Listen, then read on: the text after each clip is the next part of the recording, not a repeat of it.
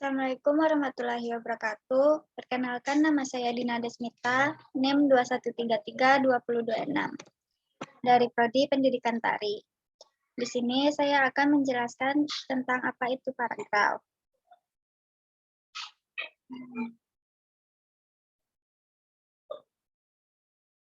Hakikat paragraf.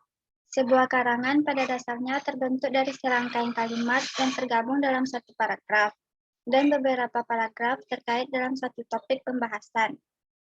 Paragraf adalah rangkaian kalimat yang menyatakan gagasan atau pikiran secara utuh dan terpadu, yang di dalamnya terdapat dari kalimat utama dan kalimat penunjang. Selain itu, paragraf juga bisa diartikan sebagai kumpulan atau gabungan dari beberapa kalimat yang membentuk satu pokok pikiran. Sebuah paragraf terdiri dari satu kalimat utama dan beberapa kalimat penjelas yang saling berhubungan untuk membentuk satu pokok pikiran.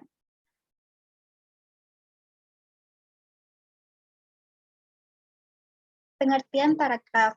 Paragraf atau alinea adalah suatu bentuk bahasa yang biasanya merupakan hasil penggabungan beberapa kalimat. Dalam upaya menghimpun beberapa kalimat menjadi paragraf, yang perlu diperhatikan adalah kesatuan dan kepaduan. Kesatuan adalah seluruh kalimat dalam paragraf membicarakan satu gagasan atau gagasan tunggal. Sedangkan kepaduan adalah seluruh kalimat dalam paragraf itu kompleks, saling berkait, mendukung gagasan tunggal paragraf.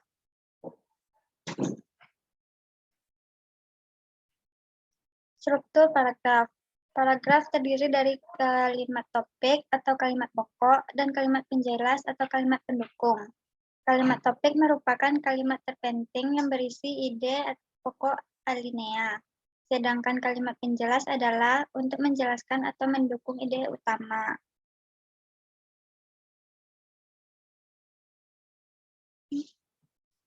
Struktur paragraf. Ada beberapa hal yang harus diperhatikan dalam membuat suatu paragraf, yaitu sebagai berikut. 1. Posisi paragraf. Sebuah karangan dibangun oleh beberapa bab. Bab-bab suatu karangan yang mengandung kebulatan ide dibangun oleh beberapa anak bab. Anak bab dibangun oleh beberapa paragraf. Jadi, kedudukan paragraf dalam karangan adalah sebagai unsur pembangun anak bab, atau secara tidak langsung sebagai pembangun karangan itu sendiri.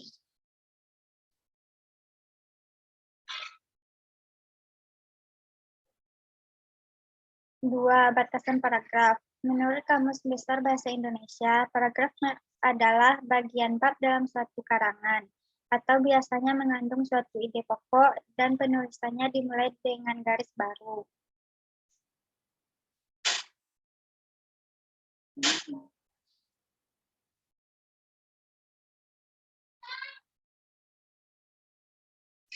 Tiga, kegunaan paragraf, yaitu 1. Sebagai penampung fragmen, ide pokok atau gagasan pokok keseluruhan paragraf. 2. Paragraf alat untuk memudahkan pembaca memahami jalan pikiran penulisnya. 3. Penanda bahwa pikiran baru dimulai. 4. Dalam rangka keseluruhan karangan, paragraf dapat berguna bagi pengantar, transisi, dan penutup.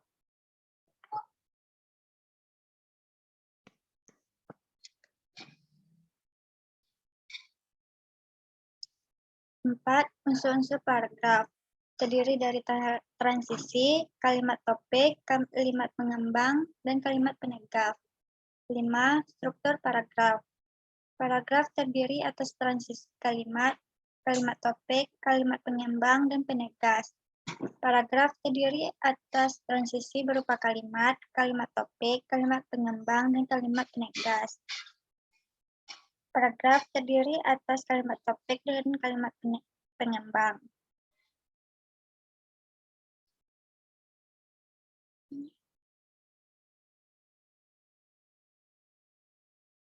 Syarat-syarat paragraf.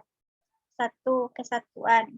Kesatuan paragraf adalah semua kalimat yang membangun paragraf secara bersama-sama menyatakan suatu hal atau suatu tema tertentu. Kesatuan ini tidak boleh diartikan bahwa paragraf itu memuat satu hal saja. 2. Kepaduan.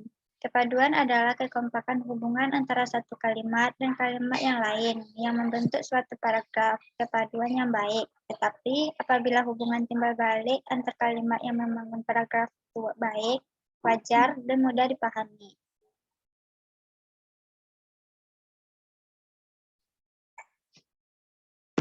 Tiga kelengkapan, yaitu suatu paragraf yang berisi kalimat-kalimat penjelas yang cukup untuk menunjang kalimat topik. Paragraf yang hanya ada satu kalimat topik dikatakan paragraf yang kurang lengkap. Apabila yang dikembangkan itu hanya diperlukan dengan pengulangan-pengulangan adalah paragraf yang tidak lengkap. 4. Panjang paragraf. Panjang paragraf tidaklah sama, bergantung pada beberapa jauh atau dalamnya tingkat pembaca yang menjadi sasaran. Mempertimbangkan 4 hal, yaitu penyusunan kalimat topik, penonjolan kalimat topik dalam paragraf, pengembangan detail-detail, penjelas yang tepat, dan penggunaan kata-kata transisi, frase, dan alat-alat lain di dalam paragraf.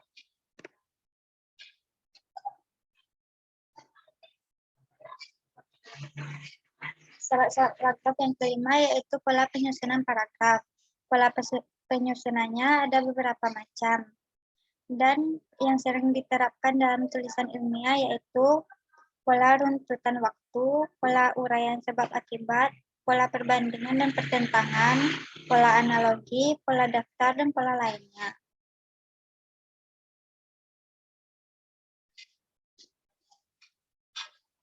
Teknik pengembangan paragraf. Ada 3 teknik pengembangan paragraf, yaitu sebagai berikut. 1. Secara alami.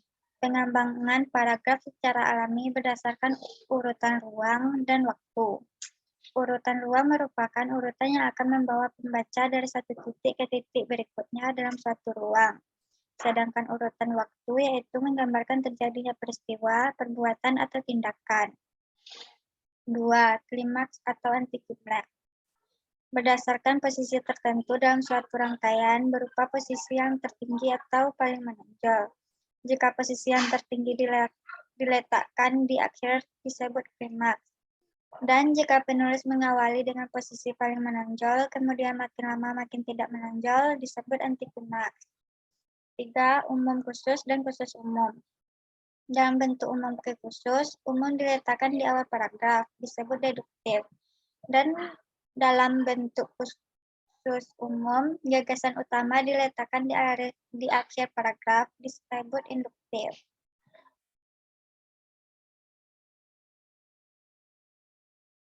Macam-macam paragraf. 1.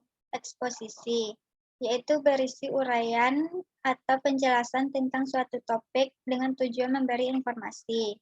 2. Argumentasi, yaitu bertujuan untuk membuktikan kebenaran suatu pendapat atau kesimpulan dengan data atau fakta konkret sebagai bukti.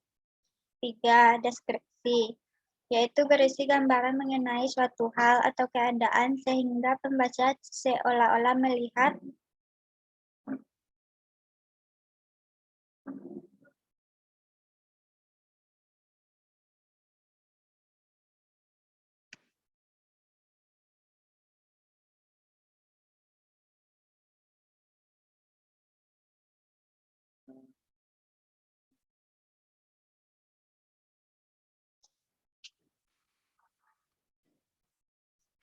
macam-macam paragraf. 1. Eksposisi, yaitu berisi uraian atau penjelasan tentang suatu topik dengan tujuan memberi informasi. 2. Argumentasi, yaitu bertujuan untuk membuktikan kebenaran suatu pendapat atau kesimpulan dengan data atau fakta konsep sebagai bukti. 3. Deskripsi, yaitu berisi gambaran mengenai suatu hal atau keadaan sehingga pembaca seolah-olah melihat, merasa, atau mendengar hal tersebut. 4. Persuasi, yaitu bertujuan untuk mempengaruhi emosi pembaca agar berbuat sesuatu. 5. Narasi, yaitu berisi rangkaian peristiwa yang susul-menyusul sehingga membentuk alur cerita. Macam-macam paragraf berdasarkan tujuan. 1. Paragraf pembuka, yaitu memiliki sifat ringkas, menarik, dan bertugas menyiapkan pikiran pembaca kepada masalah yang akan diuraikan. 2. Paragraf penghubung, yaitu berisi inti masalah yang hendak disampaikan kepada pembaca. 3. Paragraf penutup, yaitu berisi simpulan atau penegasan kembali mengenai hal-hal yang dianggap penting. Macam-macam paragraf berdasarkan letak kalimat utama. 1. Paragraf deduktif, yaitu ditandai dengan terdapatnya kalimat utama di awal paragraf dan dimulai dengan pernyataan umum yang disusun dengan uraian atau penjelasan khusus.